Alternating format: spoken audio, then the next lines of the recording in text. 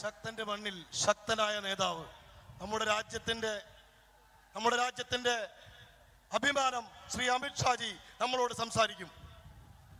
Translation ചെയ്യുന്നതിന് വേണ്ടി ശ്രീ പത്മനാഭൻ സാറിനെ ക്ഷണിക്കുന്നു.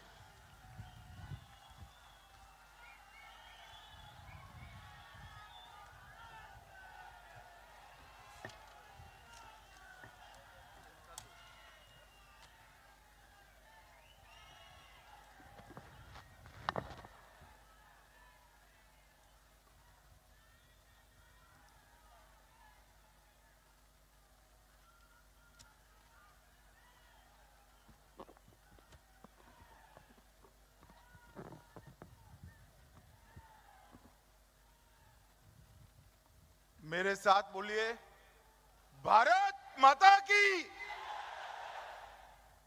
भाई ऐसी आवाज नहीं चलेगी. इतना शब्दम पोरा, इधर पोरा.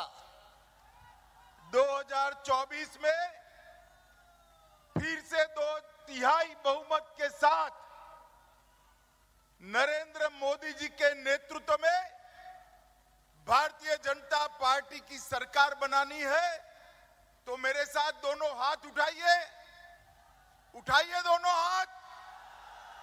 विजय के संकल्प की मुट्ठी बींचिए और प्रचंड आवाज से बोलिए, भारत माता की, भारत माता की, भारत माता की.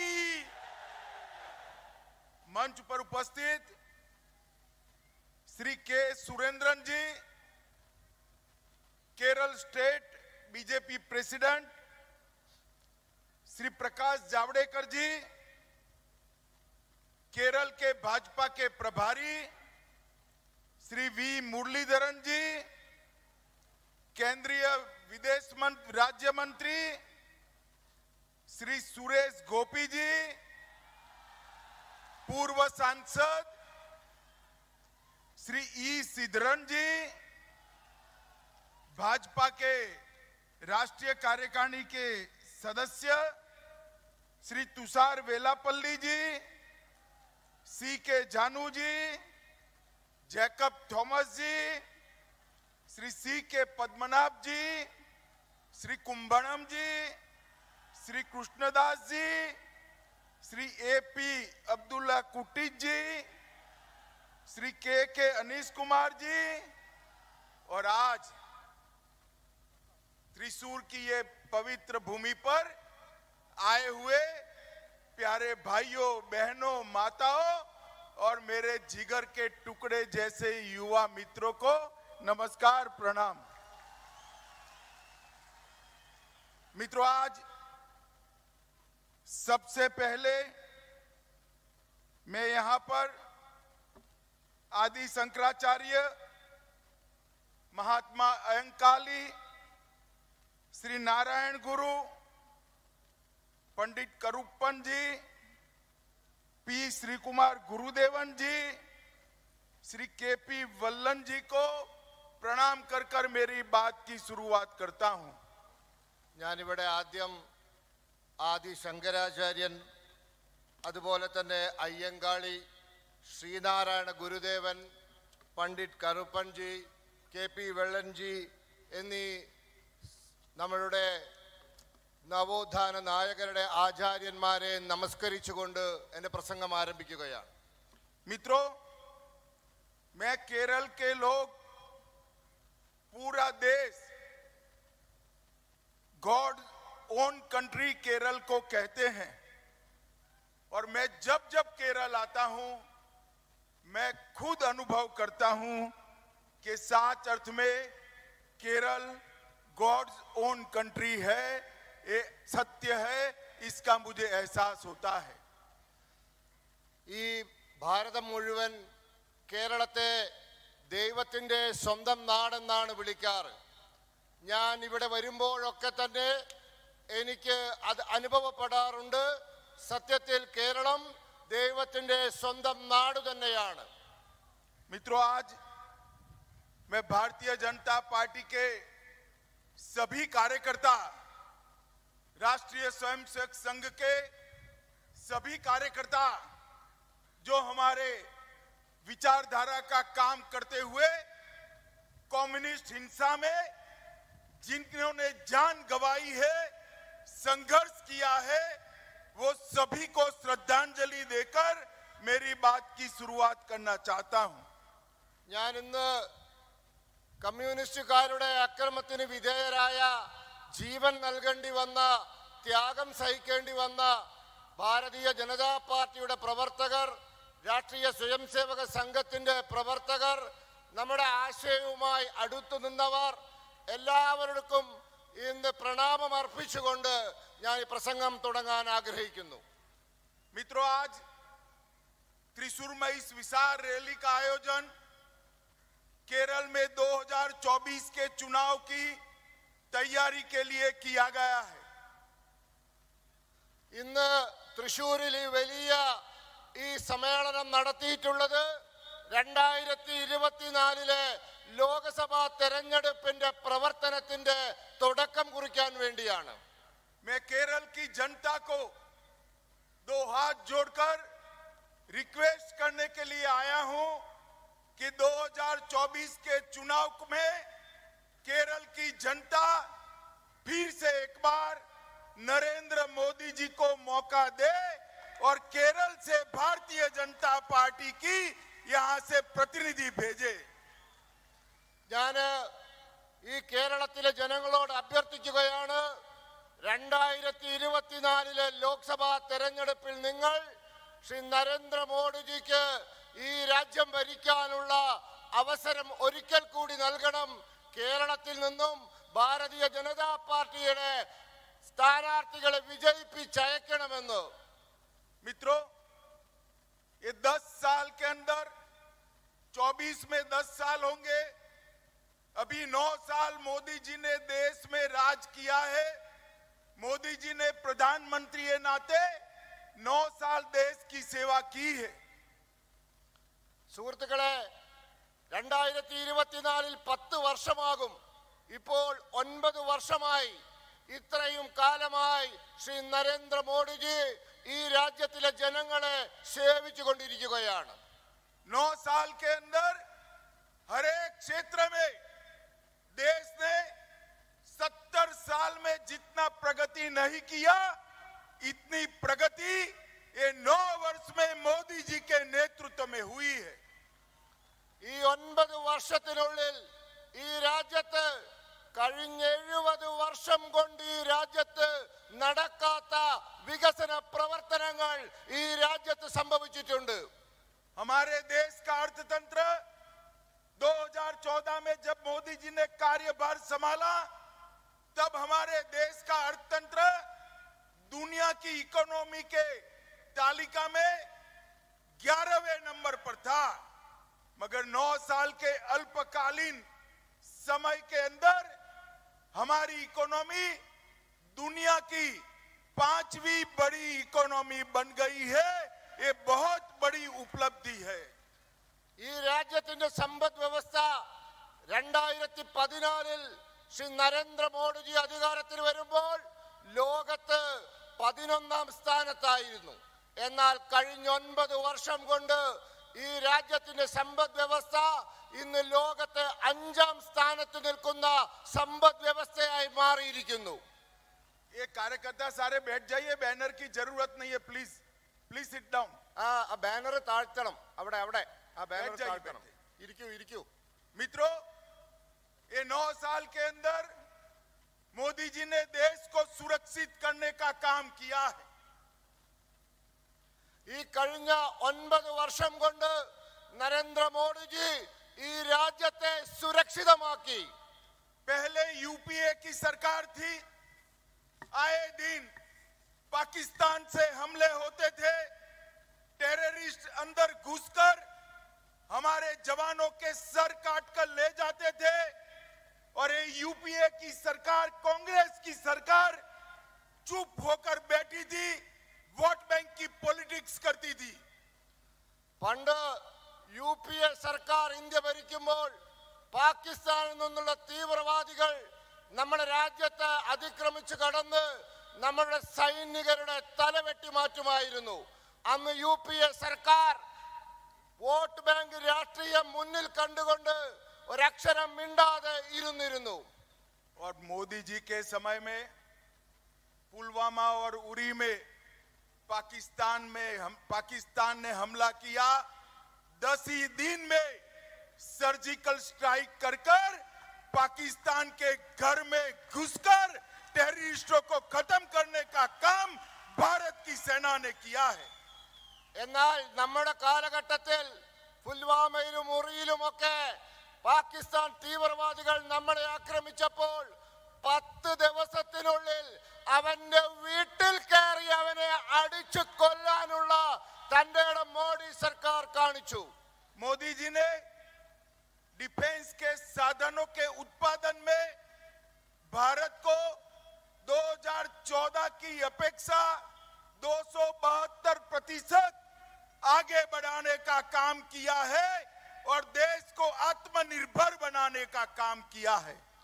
നമ്മളുടെ പ്രതിരോധ ഉൽപാദന മേഖലയിൽ നരേന്ദ്രമോദി സർക്കാർ അധികാരത്തിൽ വന്നതിനു ശേഷം 272% വർധനവാണ് ഉണ്ടായിരിക്കുന്നത്. നാം ഇന്ന് ആത്മനിർഭരമായ സ്വന്തം കാലിൽ നിൽക്കുന്ന ഒരു രാജ്യമായി പ്രതിരോധ മേഖലയിൽ മാറിയിരിക്കുന്നു. मित्रों, मैं आज यहां आया हूं तब यहां केरल की जनता ने बहुत लंबे समय पर एक बार कांग्रेस, एक बार कम्युनिस्ट, एक बार कम्युनिस्ट, एक बार कांग्रेस, बारी बारी ये दोनों को शासन करने का मौका दिया है. ഞാൻ കേരളത്തെ പറ്റി പറയട്ടെ. ഈ കേരളത്തിലെ ജനങ്ങൾ വളരെ അധികം വർഷങ്ങളായി ഒരു തവണ കോൺഗ്രസിന്, പിന്നെ കമ്മ്യൂണിസ്റ്റിന്, വീണ്ടും കോൺഗ്രസിന്, വീണ്ടും കമ്മ്യൂണിസ്റ്റിന്, അങ്ങനെ മാറി മാറി ഈ കേരളം ഭരിക്കാനുള്ള അവസരം നൽകുകയുണ്ടായി. मगर मित्रों, कम्युनिस्ट पूरी दुनिया में खत्म होने जा रहे हैं. पूरी दुनिया कम्युनिस्टों को रिजेक्ट कर चुकी है और पूरा देश कांग्रेस को रिजेक्ट कर चुका है. എന്നാൽ കമ്മ്യൂണിസ്റ്റുകാർ ലോകത്ത് അവസാനിച്ചിരിക്കുന്നു, അല്ലെങ്കിൽ ലോകം കമ്മ്യൂണിസ്റ്റുകാരെ നിരാകരിച്ചിരിക്കുന്നു. അതുപോലെ ഈ രാജ്യം മുഴുവൻ കോൺഗ്രസിനെയും നിരാകരിച്ചിരിക്കുന്നു.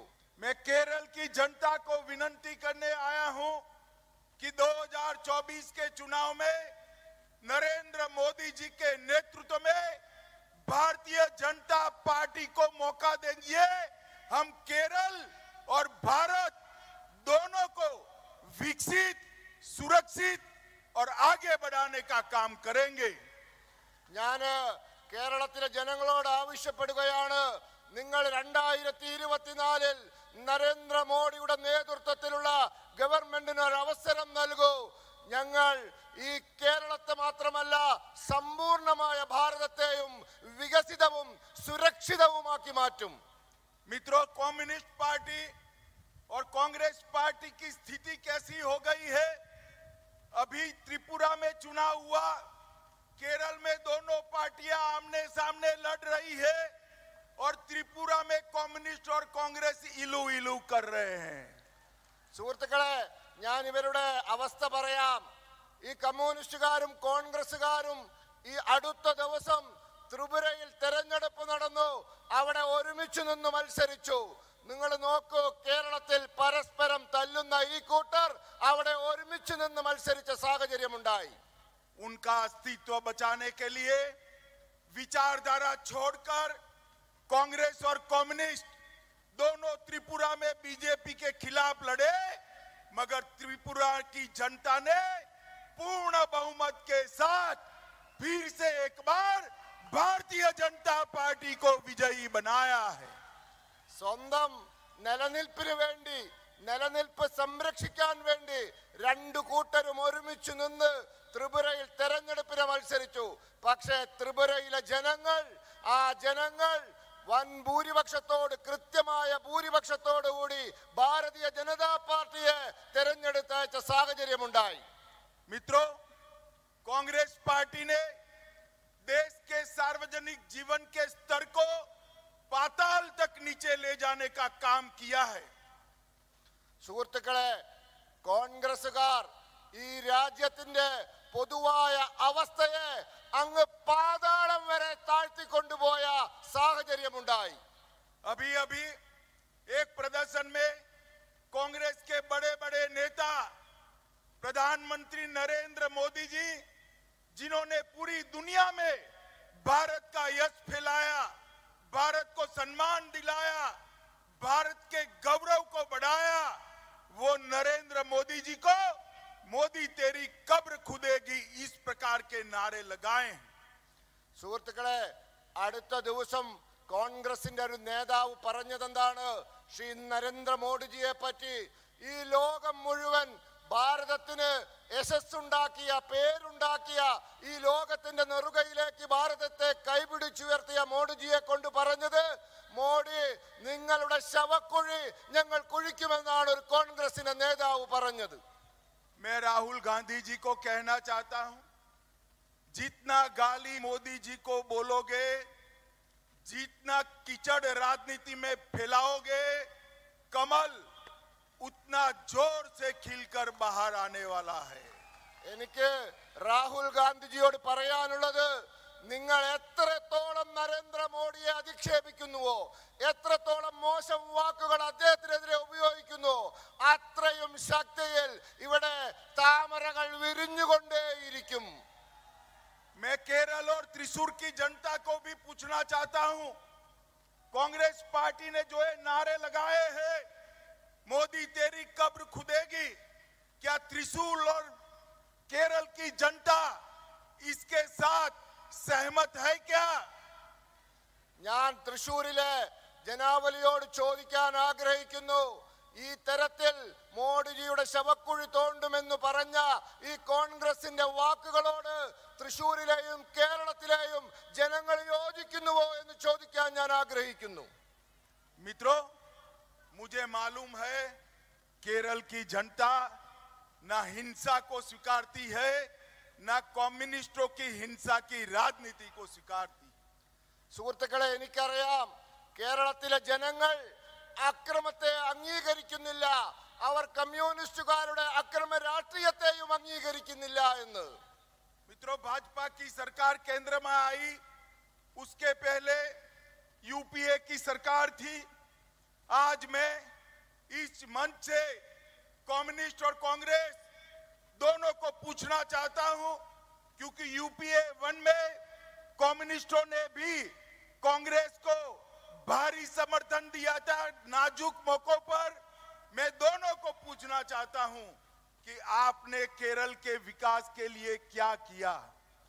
സുഹൃത്തുക്കളെ, മുമ്പുണ്ടായിരുന്ന യുപിഎ സർക്കാർ, പ്രത്യേകിച്ച് ഒന്നാം യുപിഎ സർക്കാർ, അതിനെ കമ്മ്യൂണിസ്റ്റുകാരും കോൺഗ്രസുകാരും ഒരുമിച്ച് മുന്നോട്ട് കൊണ്ടുപോയ സർക്കാരാണ്. ഇവിടെ വെച്ച് ഇന്ന് ഞാൻ ചോദിക്കാൻ ആഗ്രഹിക്കുന്നു, ഇതിനു മുമ്പ് ഭരിച്ച ആ യുപിഎ സർക്കാർ, ആ സർക്കാരുകൾ കേരളത്തിന് വേണ്ടി എന്തു ചെയ്തു എന്ന് ചോദിക്കാൻ ഞാൻ ആഗ്രഹിക്കുന്നു. मित्रों, केरल को 2009 से 2014 तक टैक्स डिवोल्यूशन और ग्रांट इन एड दोनों को इकट्ठा कर 45,900 करोड़ रुपया मिला था. 45,900 करोड़. സുഹൃത്തുക്കളെ, ഈ യുപിഎ സർക്കാരിന്റെ കാലത്ത് 2009 മുതൽ 2014 വരെ നികുതിയുടെ കേരളത്തിലുള്ള വിഹിതം ഇനത്തിലും ഗ്രാന്റുകൾ സഹായത്തിന്റെ ഇനത്തിലും 5 വർഷം കൊണ്ട് കേരളത്തിന് കിട്ടിയത് 45,900 കോടി രൂപയാണ്. और मोदी जी ने 5 साल में केरल को 1,15,000 करोड़ रुपीस देने का काम नरेंद्र मोदी जी ने किया है. എന്നാൽ നരേന്ദ്രമോദിജിയുടെ ഗവൺമെന്റ് 5 വർഷത്തിനുള്ളിൽ 1,15,000 കോടി രൂപയാണ് ഈ ഇനത്തിൽ കേരളത്തിന് വേണ്ടി നൽകാൻ തയ്യാറായത്. और ये 45,000 की जगह 1,15,000 करोड़ रुपीस आज कम्युनिस्ट और कांग्रेस ने केरल की जनता को हिसाब देना चाहिए. അതുകൊണ്ട് ഈ 45,000 കോടി രൂപയും 1,15,000 കോടി രൂപയും തമ്മിലുള്ള വ്യത്യാസത്തിന് കേരളത്തിലെ ജനങ്ങളോട് ഈ കമ്മ്യൂണിസ്റ്റുകാരും കോൺഗ്രസുകാരും ഉത്തരം പറയാൻ ബാധ്യസ്ഥരാണ്. केरल के किसानों को कोपरा का रेट कांग्रेस के शासन में 5,250 पर क्विंटल मिलता था. भारतीय जनता पार्टी की सरकार ने 5,250 से बढ़ाकर 11,750 कोपरा का रेट देने का काम किया है. ഈ കൊപ്രയുടെ വില താങ്ങുവിലയുടെ കാര്യമെടുത്താൽ ഈ UPA സർക്കാർ ഒരു കിൻഡൽ കൊപ്രയ്ക്ക് നൽകിയത് 5,250 രൂപയാണെങ്കിൽ അത് ഇന്ന് BJPയുടെ ഗവൺമെന്റ് 11,750 രൂപയായി ഇന്ന് വർദ്ധിപ്പിച്ചിരിക്കുകയാണ്.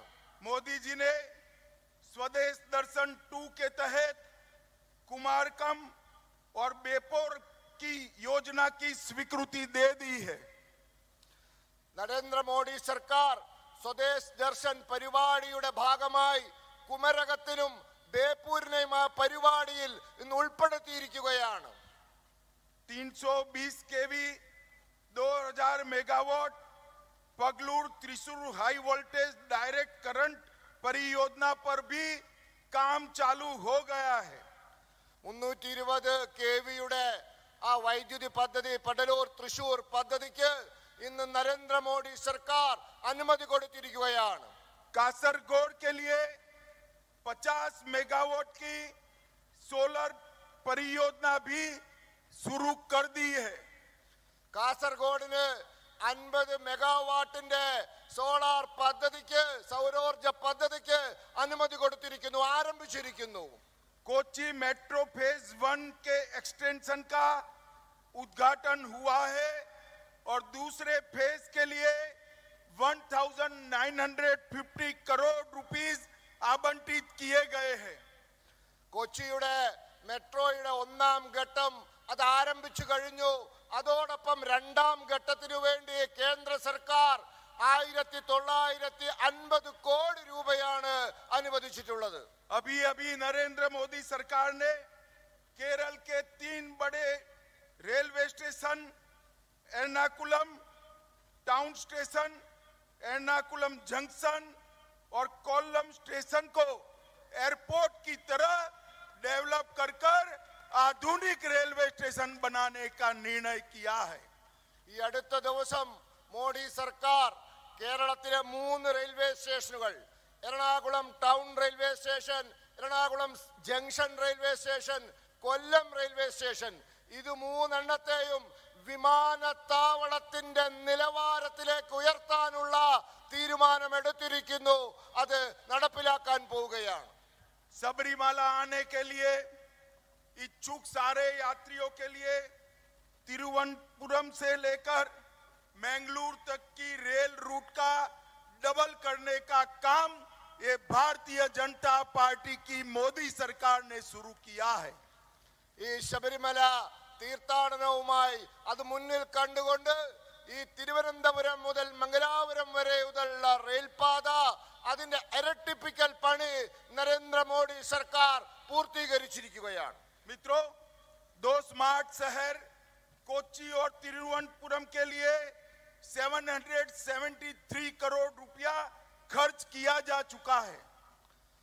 ഈ കൊച്ചിക്കും തിരുവനന്തപുരത്തിനും വേണ്ടി ഈ സർക്കാർ 720 കോടി രൂപ മൊത്തം ചെലവാക്കിയിരിക്കുകയാണ് വിവിധ പദ്ധതികൾക്കായി. नेशनल हाईवे के लिए 55,000 करोड़ रुपीस नरेंद्र मोदी जी ने अप्रूव भी किया है और बहुत बड़ा हिस्सा खर्च भी हो चुका है. ഈ ദേശീയ ഹൈവേ 66 വേണ്ടി നരേന്ദ്രമോദി സർക്കാർ 55,000 കോടി രൂപ അനുവദിക്കുകയും അതിന്റെ സിംഹഭാഗവും ചെലവാക്കി കഴിയുകയും ചെയ്തിരിക്കുകയാണ്. कोच्चि में भारत पेट्रोलियम का पेट्रोलियम कॉम्प्लेक्स 6,000 करोड़ रुपए के इन्वेस्टमेंट से चालू कर दिया है. കൊച്ചിയില് ഭാരത് പെട്രോളിയത്തിന്റെ ആ പെട്രോളിയം കോംപ്ലക്സിന് വേണ്ടി 6,000 കോടി രൂപയാണ് മോഡി സർക്കാർ ചെലവാക്കിയിരിക്കുന്നത്.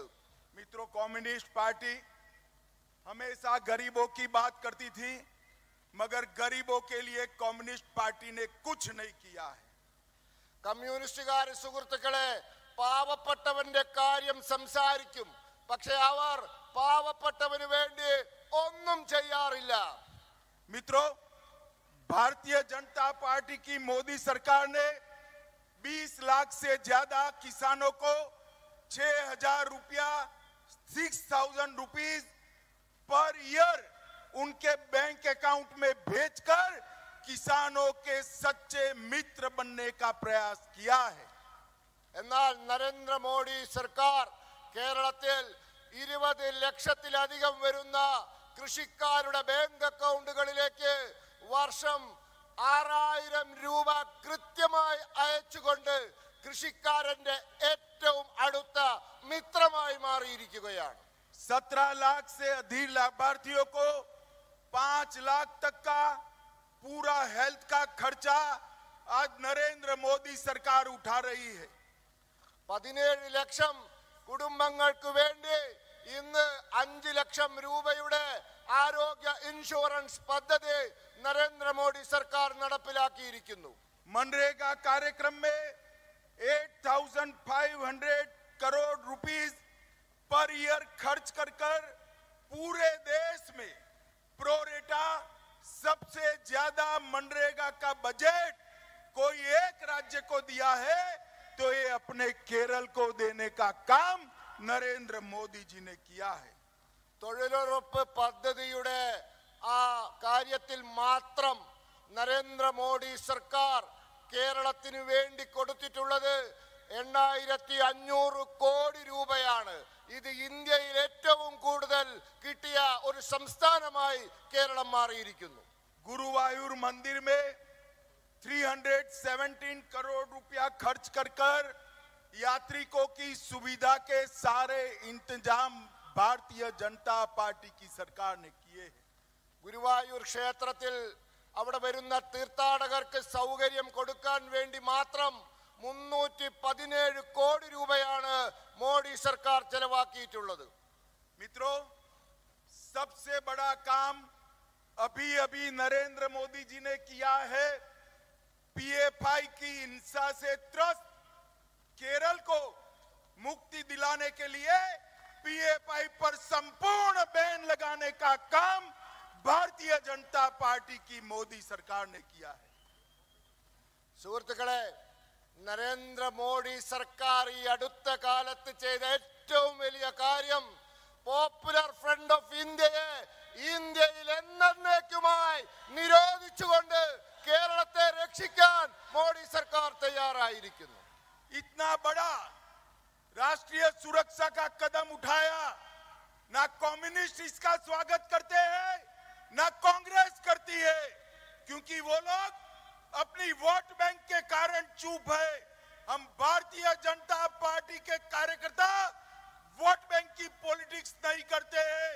जो हिंसा करता है, जो देश के खिलाफ काम करता है, उस पर बैन लगाने का काम ये भारतीय जनता पार्टी की मोदी सरकार और हमारे नेता नरेंद्र मोदी जी ने किया है.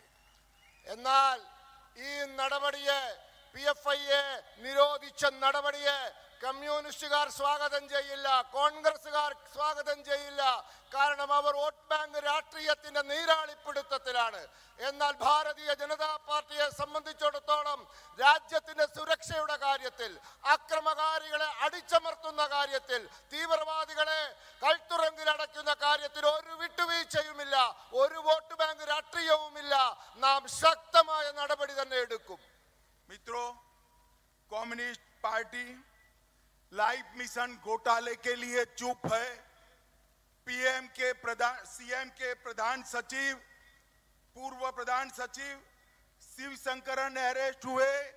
कम्युनिस्ट पार्टी चुप्पी साधती है.